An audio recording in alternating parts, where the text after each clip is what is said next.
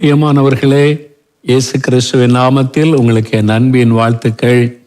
சுகமாக இருக்கிறீங்களா? உங்கள் குடும்பத்தில் எல்லாரும் ஆரோக்கியமாக பாதுகாப்பாக இருக்கீங்களா? உங்களுக்காக, உங்களுடைய குடும்பத்துக்காக நம்முடைய ஜெபக்குழுவில் தவறாமல் நாங்கள் ஜெபித்து வருகிறோம். ஏன் தெரியுமா? நீங்கள் தெரிந்து கொள்ளப்பட்டவர்கள். உங்களுடைய குடும்பம் ஆண்டவரால் தெரிந்து கொள்ளப்பட்ட குடும்பம். எழுப்புதலுக்காக நீங்கள் தெரிந்து கொள்ளப்பட்டவர்கள். உங்களுடைய ஜெபம் தேவனுடைய இருதயத்திற்கு ஏற்ற ஒரு ஜெபம்.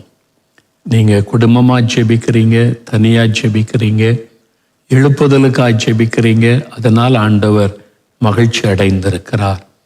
இந்த நாளில் கூட உங்கள் கூட சேர்ந்து குடும்பத்தோடு இணைந்து ஜெபிப்பது எனக்கு ரொம்ப சந்தோஷம். வீட்டில் இருக்கிற எல்லாரும் இருக்காங்களா பாருங்க. பைபிள் வச்சுருக்கீங்களா? பைபிள் கொண்டு வந்துட்டீங்களா? பைபிள் கையில் வச்சுருக்கணும். நான் உன்னை விட்டு விலகுவதும் இல்லை, உன்னை கைவிடுவதும் இல்லை. உங்கள் குடும்பம் ஆண்டவருக்கு பிரியமானது. ஆண்டவர் உங்களுடைய குடும்பத்தை விட்டு விலக மாட்டார், கைவிட மாட்டார். ஆபிரகாமை தேவன் எப்படி ஆசீர்வதித்தாரோ அப்படியே நம்ம எல்லா விதத்திலும் ஆசீர்வதிக்கிறவர். ஆபிரகாம் எப்படி மற்றவங்களுக்கு ஆசீர்வாதமாக இருந்தாரோ, நாமும் நம்ம வசிக்கிற இடத்துல, இருக்கிற இடத்துல மற்றவர்களுக்கு ஆசீர்வாதமாக இருக்க அழைக்கப்பட்டவர்கள். அது எப்போதும் மனதில் கொண்டவர்களாய் நம்ம இருக்கணும். இந்த ஆபிரகாமை குறித்து இன்னொரு வேத வசனத்தை நாம் இன்றைக்கு வாசிக்கலாம். ஏசாயா 51 அதிகாரம் 2வது வசனம் பாருங்களேன். ஏசாயா 51 அதிகாரம் 2ஆம் வசனம். பைபிளை திருப்பிக் கொள்ளுங்க. உங்கள் தகப்பனாகிய ஆபிரகாமையும் உங்களை பெற்ற சாராளையும் நோக்கி பாருங்கள். அவன் ஒருவனாயிருக்கையில் நான் அவனை அழைத்து அவனை ஆசீர்வதித்து அவனை பெருக பண்ணினேன். என் பிள்ளைகளே, உங்கள் தகப்பனாகிய ஆபிரகாமையும் உங்களை பெற்ற சாராளையும் நோக்கி பாருங்கள். அவன் ஒருவனாயிருக்கும்போது நான் அவனை அழைத்து அவனை ஆசீர்வதித்து பெருக பண்ணினேன். அப்படின்னு என்ன அர்த்தம்? அதே மாதிரி உங்களையும் நான் அழைத்து ஆசீர்வதித்து உங்களை பெருக பண்ணுவேன், உங்களை ஆசீர்வதிப்பேன். ஆபிரகாமை போல உங்களை ஆசீர்வதித்து பெருக பண்ணுவேன் என்று ஆண்டவர் சொல்றார். அதற்கு ஆண்டவர் சொல்றார், தகப்பனாகிய ஆபிரகாமை நோக்கி பாருங்கள். ஒன்று ஆபிரகாமையும் சாராளையும் நோக்கி பாருங்கள் என்று ஆண்டவர் சொல்றார். இன்றைக்கு ஆபிரகாமை நம்ம நோக்கி பார்க்கலாம். ஆபிரகாம், அவரை தான் ஆண்டவர் அழைச்சார். ஆபிரகாமோடு தான் உடன்படிக்கை பண்ணினார். அந்த ஆசீர்வாதம் அவருடைய சந்ததிக்கே உண்டானது. அந்த ஆபிரகாம் எப்படி இருந்தார்? அவரை நோக்கி பாருங்கள் என்று ஆண்டவர் சொல்றார்ல. அப்ப ஆபிரகாமை தேவன் ஆசீர்வதிக்க என்ன காரணம்? அவர் இன்றைக்கு உலகத்துக்கே ஆசீர்வாதமா வச்சிருக்கிறாரே. அப்போ என்ன அதனுடைய ரகசியம்? ஆபிரகாமை கொஞ்சம் நோக்கி பார்க்கணும். ஆபிரகாமுடைய வாழ்க்கையை நீங்கள் நோக்கி பார்க்கும்போது சில காரியத்தை அறிந்து கொள்ள முடியும். முதலாவது ரொம்ப விசேஷமான காரியம் என்னன்னு சொன்னா, ஆண்டவர் ஆபிரகாமை குறித்து ஒரு அற்புதமான சாட்சி கொடுக்கிறார். ஏசாயா 41 அதிகாரம் 8வது வசனத்தில் என் சிநேகிதன் ஆகிய ஆபிரகாம் என்று ஆண்டவர் சொல்லுகிறார். ஏப்ரஹாம் மை ஃப்ரெண்ட், என்னுடைய நண்பன் ஆகிய ஆபிரகாம் என்று ஆண்டவர் சொல்றார். ஏசாயா 41:8. எவ்வளோ பெரிய பாக்கியம் இல்லை? ஆண்டவருடைய பிள்ளைகளாக இருப்பது ஒரு ஸ்லாக்கியம். அவருடைய சீஷராக இருப்பது ஒரு பெரிய பாக்கியம். அவருக்கு ஊழியக்காரலாக இருப்பது ஒரு பெரிய பாக்கியம். அதை விட ஒரு பெரிய பாக்கியம் அவருக்கு ஃப்ரெண்டாக இருப்பார். ஆபிரகாமை குறித்து ஆண்டவர் சொல்றாரு, அவன் என் சிநேகிதன், என்னுடைய நண்பன் என்று ஆண்டவர் சொல்றார். அந்த அளவிற்கு ஆபிரகாம் தேவனோடு ஒரு நெருக்கமான அனுபவம் வைத்திருந்தார். குடும்ப தலைவராக இருக்கிற நீங்க சகோதரர்கள் ஆண்டவருடைய சிநேகிதன் என்கிற ஒரு அனுபவத்துக்குள்ளே வந்துடணும். பொதுவாக நிறைய குடும்பத்தில் மனைவிமார்கள், பெண்கள் ரொம்ப ஜெபம் பண்ணுவாங்க, வேதம் வாசிப்பாங்க. ஆண்களும் குறைந்தவர்கள் அல்ல, மணிக்கணக்காக இப்போ ஜெபிக்கிறாங்க. பொதுவாக எடுத்துக்கொண்டால் பெண்கள் ரொம்ப அதிகமாக ஜெபம் பண்ணுவாங்க. என் மனைவி நல்லா ஜெபம் பண்ணுவாங்க, என் மனைவி எப்பவும் ஜெபம் பண்ணி கொண்டே இருப்பாங்க, அப்படி சொல்கிற ஆண்களையும் பார்த்துருக்குறோம். ஆனால் ஒரு குடும்ப தலைவன் என்று வரும்போது அந்த குடும்பத்துக்கு ஒரு ஆசாரியன், த ஃபேமிலி ஹை பிரிஸ்ட், யாருன்னா குடும்ப தலைவன். நீங்கள் தான், ஆபிரகாம், ஆண்கள் தான். இங்கே ஆபிரகாமை குறித்து வேத சாட்சி கொடுக்க ஆண்டவர் சொல்றார், என் சிநேகிதன். ரெண்டாவது சாராளை குறித்து நம்ம பார்க்க முடியும். அப்போ முதல்ல நீங்க ஆண்டவருடைய சிநேகிதனா மாறிடணும். ஆண்டவரோடு அந்த அளவு நெருக்கமான ஒரு வாழ்க்கை, ஒரு ஆவிக்குரிய ஆசீர்வாதம் ஆபிரகாம் பெற்றுக்கொண்டதை போல நீங்க பெற்றுக்கொள்ளணும். நீங்க ஆதியாகமத்தில் 2 வசனத்தை வாசித்த ரொம்ப ஆச்சரியமா இருக்கும். ஆதியாகமம் 18 அதிகாரம் 33 வசனம் பாருங்களேன். ஆதியாகமம் 18 அதிகாரம் 33 வசனம் சொல்லுது, கர்த்தர் ஆபிரகாமோடு பேசி முடித்த பின்பு போய்விட்டார். ஆபிரகாமும் தன்னுடைய இடத்திற்கு திரும்பினான். அந்த வசனத்தை நல்ல கவனிங்களேன். கர்த்தர் ஆபிரகாமோடு பேசி முடித்த பின்பு போய்விட்டார், ஆபிரகாமும் தன்னுடைய இடத்திற்கு திரும்பினான். இப்போ ஆபிரகாம் கர்த்தரோட பேசிட்டு இருக்காரு, ஜெபம் பண்ணிட்டு இருக்கிறாரு, முடிஞ்சிட்டு. இப்போ அவர் திரும்பி வராருன்னு வைங்க, நம்ம யாராவது குறுக்கே போய், ஆபிரகாமை உங்களை தேடி வந்தேன், கூடாரத்தில் நீங்கள் இல்லை, நீங்கள் ஏதோ ஜெபம் பண்ண போயிருக்கீங்கன்னு சொன்னாங்க, எங்கே போயிருந்தீங்க அப்படின்னு கேட்டால் ஆபிரகாம் என்ன சொல்லியிருப்பாரு?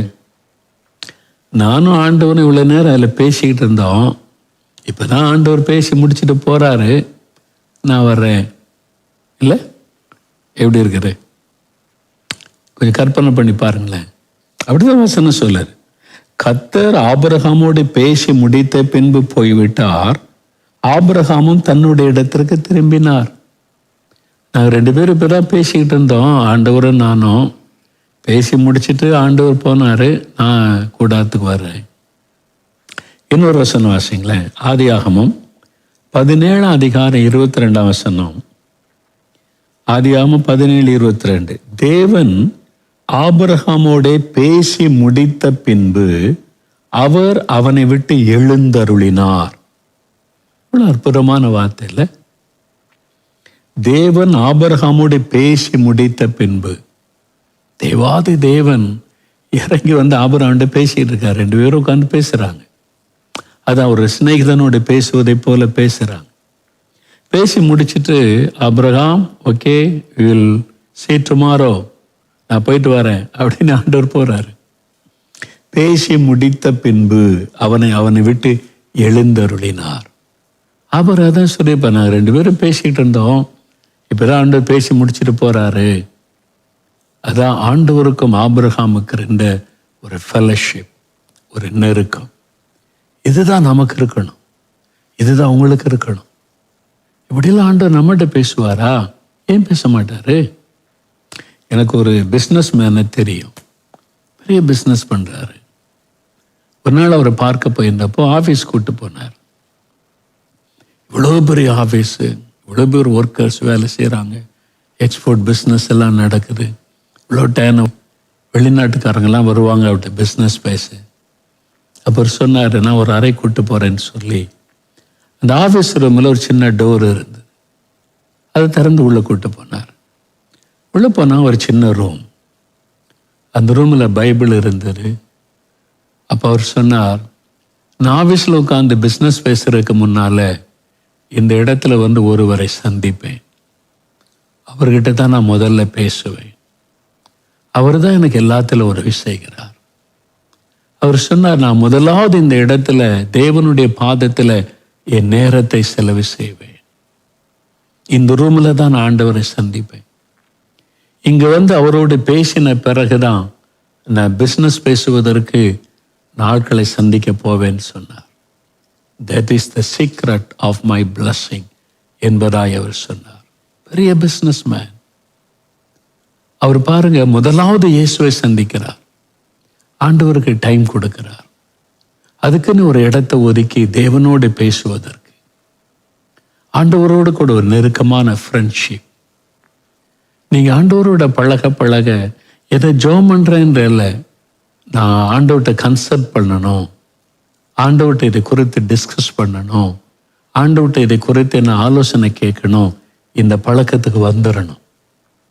நான் ஜெபம் பண்ணுறேன் அப்படின்ற ஒரு நிலைமையை விட்டு அடுத்த ஸ்டெப்புக்கு வந்துடணும். He is my friend. அவர் என் சிநேகிதன். எனக்கு ஆலோசனை தருவார், எனக்கு கைடன்ஸ் தருவார், எனக்கு அழகாக வழி நடத்துதலை தருவார். நான் அவர்கிட்ட தான் எல்லாத்தையும் கன்சல்ட் பண்ணுவேன். இந்த பழக்கத்துக்கு நம்ம வந்துட்டா உங்களுடைய ஆவிக்குரிய வாழ்க்கை ரொம்ப இனிமையாக இருக்கும். இப்படிலாம் முடியுமாங்க? முடியும். பிஸ்னஸ் மேன் அப்படி இருக்காங்க, வாலிபர்கள் இருக்கிறாங்க, நிறைய பேர் எனக்கு தெரியும். நான் வாழ்க்கையில் சந்திக்கிற பலருடைய வாழ்க்கையில் இன்னைக்கு அந்த அனுபவத்துக்குள்ளே இருக்கிறது எனக்கு தெரியும். நீங்கள் இன்னைக்கு ஆண்டவரோட பேசினீங்களா? அவருடைய பாத்தில் இப்போ உட்கார்ந்து டிஸ்கஸ் பண்ணீங்களா? உங்களுடைய ஃபேமிலி காரியம், தேவைகள், மற்ற காரியங்கள் எது வந்தாலும் முதல்ல ஆண்டவர்கிட்ட போய் அந்த காரியமாக டிஸ்கஸ் பண்ணுங்க. அவருடைய பாத்தில் உட்காருங்க. ஆண்டவரே, நான் உமக்கு சொந்தம், என் குடும்பம் உமக்கு சொந்தம். நீ எனக்கு என் குடும்ப தலைவர் என்ற பொறுப்பை தந்திருக்கிறீங்க. என் குடும்பத்தை வழிநடத்துகிற பொறுப்பை என்கிட்ட தந்திருக்கிறீங்க.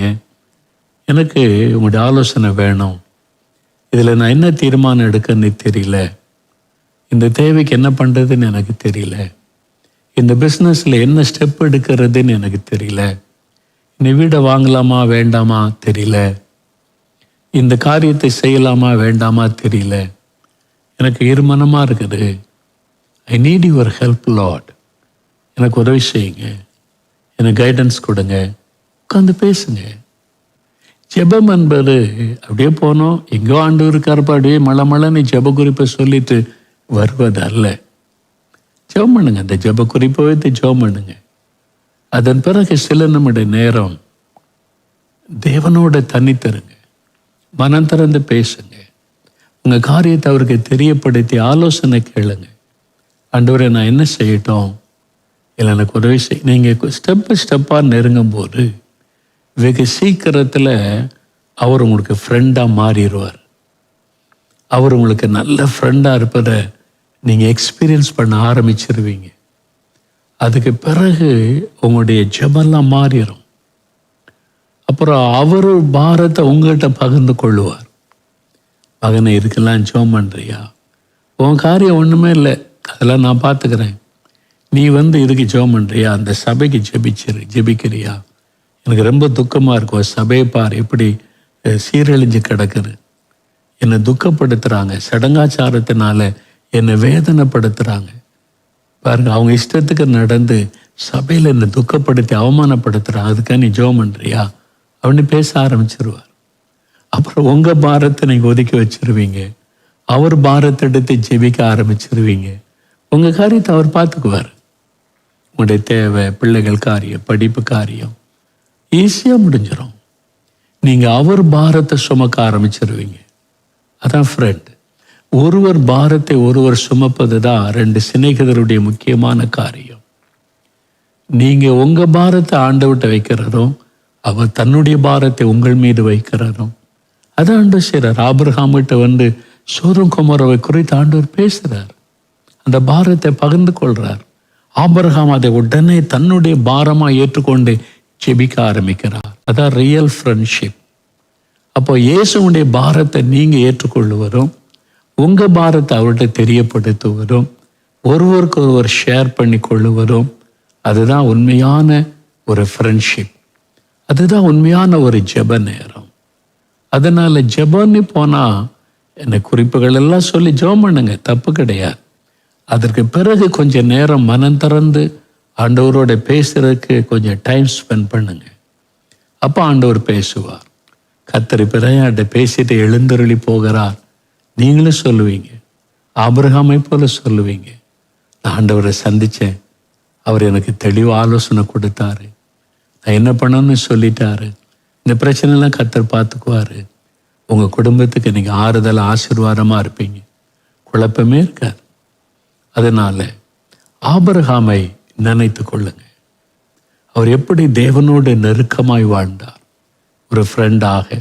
அந்த மாதிரி வாழ்க்கைக்கு உங்களை அர்ப்பணித்துக் கொள்ளுங்க. ஆண்டவரே, நானும் உமக்கு ஃப்ரெண்டாக இருக்கணும். ஆபிரகாம்கிட்ட பேசுகிற மாதிரி என்கிட்ட பேசணும். ஆபிரகாம் மாதிரி நானும் உடைய பாரத்தை பகிர்ந்து கொள்ளுவேன். எனக்கு ஒப்பு கொடுக்குறேன்னு சொல்கிறீங்களா? நம்ம ஜெபிக்கலாமா? முழங்கால் படியிட்டு, ஆண்டவரே, உங்களுடைய ஃப்ரெண்டாக இருக்க என்னை ஒப்பு கொடுக்குறேன். நீங்கள் என்கிட்ட பேசுங்க, உங்கள் பாரத்தை சொல்லுங்க. நான் உங்களுடைய பாரத்தை சுமக்க ஆயத்தமாக இருக்கிறேன். உங்களுடைய வேதனைகளை நான் சுமந்து நான் உங்களுக்காக ஜெபிக்க ரெடியாக இருக்கிறேன். ஆண்டவரே, என் பாரத்தெல்லாம் உங்கள் மேலே வச்சிடுறேன். எனக்கு ஆலோசனை கொடுங்க, வழி நடத்தது தாங்க. ஆபிரகாம்கிட்ட பேசுகிற மாதிரி என்கிட்ட பேசுங்க. நான் இனிமேல் அதிகாலையில் உங்களுடைய சமூகத்தில் காத்திருப்பேன். உங்களுடைய ஆலோசனைக்காய் காத்திருப்பேன். உங்களுடைய வழி நடத்துதலுக்காய் காத்திருப்பேன். உங்களுடைய பாதபடியில் வந்து நான் அமர்ந்திருப்பேன். இனி அவசரப்பட மாட்டேன். காத்திருந்து ஜெபம் பண்ணுவேன். எனக்கு அந்த கிருபை தாங்க ஆண்டவரே. நான் ஆபிரகாமை போல உங்களுடைய சிநேகிதனா நான் இருக்கணும் அப்படின்னு சொல்லி ஒப்பு கொடுக்குறீங்களா? தகப்பனே, அருமையான இந்த குடும்பத்தை பாருங்க. இவங்கெல்லாம் உங்க பிள்ளைங்கப்பா, உங்க குடும்பம் ஆண்டவரே. இந்த மகன் உம்முடைய பிள்ளை ஆண்டவரே. இப்ப நல்ல வேதம் வாசிக்கிறாங்க, ஜெபிக்கிறாங்க, குடும்பமா ஜெபிக்கிறாங்க, உங்க பிள்ளைகளா இருக்கிறாங்க. உங்க சிநேகிதரா இருக்கும்படி அவங்கள மாற்றுங்க. ஆபிரகாமை சிநேகிதன்னு சொன்னீங்களே, இவங்களை உங்களுடைய சிநேகிதனா ஏற்றுக்கொள்ளுங்க. உங்க பாரத்தை அவங்கள்ட்ட சொல்லுங்கப்பா. அவங்க ஜெபம் பண்ணுவாங்க, எழுப்புதலுக்காக ஜெபிப்பாங்க, சபைக்காக ஜெபிப்பாங்க, தேசத்துக்காக ஜெபிப்பாங்க, அழிந்து கொண்டிருக்கிற ஆத்துமாக்களுக்காக ஜெபிப்பாங்க. உங்க பாரத்தை அவங்கள்ட்ட சொல்லுங்க ஆண்டவரே. இரவு அவங்க ஆயத்தமா இருக்கிறாங்கப்பா.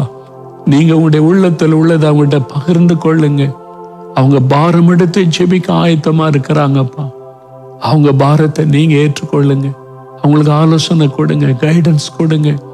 அவங்க அறியாம செய்கிற மிஸ்டேக்குகள் எல்லாம் மன்னிச்சு அவங்கள கரெக்ட் பண்ணி வழி நடத்துங்க. அவங்க வீட்டுக்குள்ள சமாதான சந்தோஷம் எப்பவும் இருக்கணும். எந்த மிஸ்டேக்கும் நடக்கக்கூடாது. நீங்க அவங்களை வேலி அடைத்து பாதுகாத்து கொள்ளுங்க. குழந்தைகள், சின்ன பிள்ளைங்க எல்லாரையும் பாதுகாத்து கொள்ளுங்க. பெரியவங்களை பாதுகாத்து கொள்ளுங்க. அவங்க தேவைகளை சந்திங்க. அவங்களுடைய கடன் பிரச்சனையை மாற்றுங்க. அவங்களுடைய குறைவை நிறைவாக்கி அவங்கள மகிழ பண்ணுங்கப்பா. வெகு நாள் அவங்க காத்திருங்க. காரியத்தில் அற்புதம் செய்யுங்க. இப்பொழுதும் தகப்பனே, உங்களோட கூட நெருக்கமாய் வாழுகிற அனுபவத்தை கொடுத்து உங்களுக்கு ஃப்ரெண்டா வாழ நீங்க உதவி செய்யுங்க ஆண்டவரே. எங்களுடைய தமிழ்நாட்டில் இருக்கிற கோடிக்கணக்கான ஆத்துமாக்கள் அவங்க எல்லாம் ரட்சிக்கப்படும். எங்க சபையெல்லாம் பரிசுத்தமாக்கப்படும். உங்களை துக்கப்படுத்தி வேதனைப்படுத்துகிற எங்களுடைய திருச்சபை சுத்திகரிக்கப்படும். சபைக்குள் இருக்கிற அரசியல் எல்லாம் ஒழியணும். சாட்சி கேடுகள் எல்லாம் மாறணும். சடங்காச்சாரெல்லாம் ஒழியணும். ஒரு எழுப்புதல் அக்னியை போடுங்க, மாற்றத்தை உண்டாக்குங்க. அதுக்காக ஜெபிக்கிறோம். இந்தியாவில் இருக்கிற 138 கோடி மக்களை சந்திங்க. வலது கைக்கு இடது கைக்கு வித்தியாசம் தெரியாத ஜனம், என் ஜனத்தை சந்திங்க, ரட்சிங்க. அவருடைய மனக்கண்ணை தரங்க ஆண்டவர். எல்லாருக்கும் உங்களை வெளிப்படுத்த சீக்கிரத்தில் அந்த எழுப்புதல் அக்னியை போடுங்க. எல்லாரும் மனம் திரும்பி ரட்சிக்கப்பட்டு சத்தியத்தை அறியும்படி ஒரு பெரிய மனம் திரும்புதலை கட்டளையிடுங்க. எங்க கிராமத்துல கட்டளையிடுங்க, எங்க தெருவில் கட்டளையிடுங்க. எங்க ஊர்ல அந்த எழுப்புதல் வரட்டும், எங்க மூலமா வரட்டும். எங்க குடும்பத்தையே அதற்காக ஒப்பு கொடுக்கிறோம்ப்பா. நீங்க எங்க குடும்பத்துக்கு ஆலோசகரா இருந்து வழி நடத்தும்.